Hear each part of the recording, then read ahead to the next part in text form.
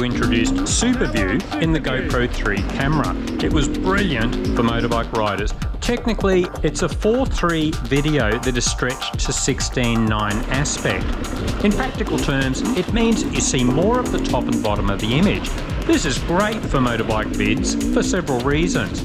You see more of the handlebars for a more immersive experience. Getting the correct camera angle is not so critical. And finally, it contributes to a smoother visual experience. The main negative? The edges of the video image are highly compressed, so objects like trees appear to be bent at the edges of the screen.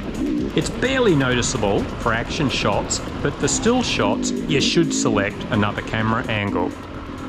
GoPro took this a step further with the GoPro 11 and 12 cameras. Hyperview is like the old SuperView on steroids. Technically, the largest sensor is fully used to film at an 8:7 aspect. It is then digitally manipulated to 16:9. In practical terms, it means an even taller image. You can capture not only the handlebars, but more of the bike in each shot. It feels even more immersive.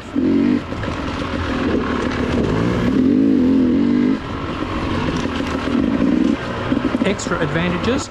Well, action cams are notoriously bad for making the speed look slower than it actually was. But the extra wide angle of Hyperview seems to correct this. My personal view is it actually looks pretty close to the real experience. Not a crash. Bars aren't down. Also, if you use the Dango chin bar mount, which is removable, you can hold it high in the air while riding and get more of a drone-like feel to your footage. Drawbacks? Ideally, you need to keep other bikes roughly in the centre of the screen. There is so much bending at the far left and right of the screen that things get distorted. Also, Hyperview is only available in certain resolutions and frame rates because it needs to use the entire sensor. If you always use higher resolutions, there's no problem. But I've always just filmed at 1080p and 30 frames per second because my laptop can edit this easily. Also, batteries last a lot longer.